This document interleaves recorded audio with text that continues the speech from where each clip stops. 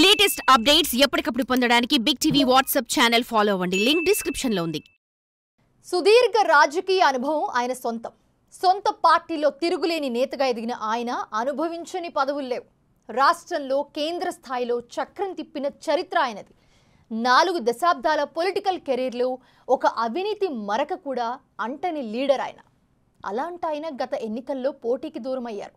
తనకి తానుగా ప్రత్యక్ష రాజకీయాల నుంచి తప్పుకున్నారు. ఆ నాయకుడి పేరు ఇప్పుడు మళ్ళీ ప్రత్యేకంగా ఫోకస్ అవుతోంది. ఒక ప్రత్యేక పదవి రేసులో వినిపిస్తోంది. ఇందుకీ ఎవరా పెద్ద ఆయనకు దక్కనున్న పదవి ఏంటి?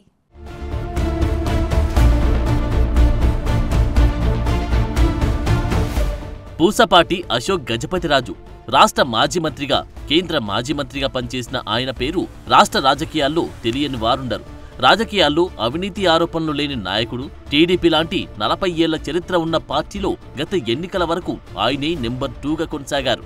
ఎన్టీఆర్ హయాంలోనూ, తర్వాత చంద్రబాబు దగ్గర ఆయన మాట అంతలా చలామణి అయ్యేది. రాజకీయాల్లో అవినీతి మచ్చలేని నాయకుల్లో ముందు వరుసలో ఉండే పేరు అశోక్ గజపతిది.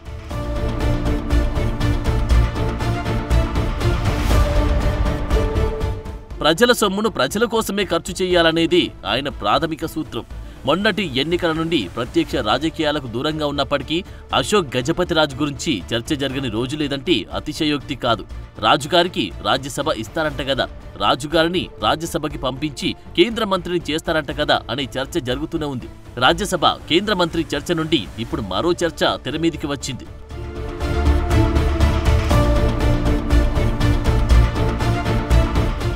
రాజుగారి నిజాయితీకి, మన మేధస్సుకి గవర్నర్ గిరి సరైందనే అభిప్రాయం వ్యక్తమవుతుందట. ముఖ్యమంత్రి చంద్రబాబు స్వయంగా ఉన్న సాన్నిహిత్యంతో రాజుని అందలమెక్కించాలనే ఆలోచనలో ఉన్నారట. ప్రత్యక్ష రాజకీయాల నుండి తప్పుకున్నారు కాబట్టి గవర్నర్ అయితేనే ఆయనకు సరియైన గౌరవమని భావిస్తున్నారట. దానికి రాజ్యాంగంపై అశోక్ గజపతికి ఉండే గౌరవం కూడా ఒక కారణం అయి ఉండవచ్చని అంటున్నారు. అలాంటి వ్యక్తి ఆ పదవికి అర్హుడన్న చర్చ కూడా జరుగుతుందట.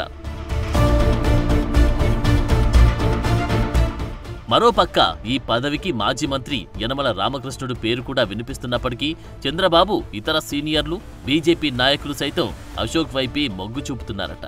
మొదటి నుండి చంద్రబాబుకి రాజకీయాల్లో అశోక్ గజపతి అత్యంత సన్నిహితుడు. వైస్రాయ్ ఘటన నుండి చంద్రబాబు ముఖ్యమంత్రి అవడం వరకు అశోక్ గజపతి కూడా కీలక సూత్రధారే. అయినప్పటికీ ఏనాడు నాకీ పదవి కావాలని, ఫలానా వాడికి ఫలానా పదవి ఇవ్వండి అని ఆయన అడగలేదన్న గౌరవం చంద్రబాబుకి ఉందంట.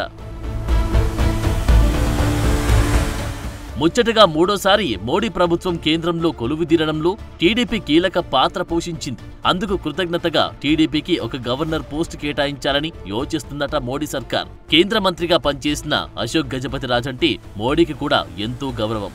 అందుకే అశోక్ గజపతి పేరు ప్రతిపాదిస్తే కేంద్ర పెద్దల నుంచి ఎలాంటి అభ్యంతరం ఉండదని చంద్రబాబు భావిస్తున్నారట.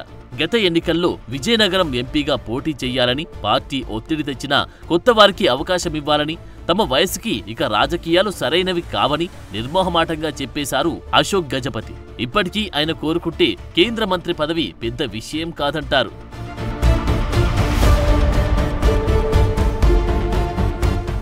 కానీ ఆయన ఏనాడు పదవుల కోసం వెంపర్లాడలేదు.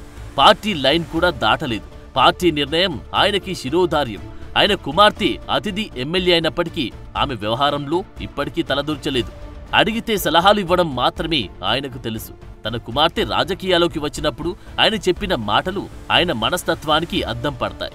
రాజకీయాలు అంటే చెత్తబుట్ట లాంటివని, అందులో కోతి గెంతులు వేస్తే ఆ చెత్త ఊరంతా పాకుతుందని వ్యాఖ్యానించారాయన. ఇలాంటి నేచర్ ఉండబట్టి ఇప్పటికీ గెలుపోటంలతో సంబంధం లేకుండా అందరికీ ఆదర్శంగా నిలుస్తున్నారు అనడంలో సందేహం లేదు. అదలా ఉంటే మరో చర్చ కూడా ఉంది. అశోక్కి ఇప్పటికే టీటీడీ చైర్మన్ ఆఫర్ వచ్చిందని, ఆయనే వద్దనుకున్నారనే ప్రచారం ఉంది. మానసాస్ ట్రస్ట్కి చైర్మన్గా ఉండడం, అందులో 108 దేవాలయాలకు అనువంశిక ధర్మకర్తగా ఉండడంతో ఆయన టీటీడీ పదవిని వద్దనుకున్నారట. మరి ఇప్పుడు అదే రీజన్తో ఒకవేళ నిజంగా గవర్నర్ పదవి ఆఫర్ వస్తే నో అంటారు లేక ఎస్ అంటారు అన్న చర్చ జరుగుతుంది. రాజుగారు రాజ్భవన్కి వెళ్తే మాత్రం ఆ పదవికి వన్నె తీసుకురావడం ఖాయమన్న అభిప్రాయం వ్యక్తమవుతోంది.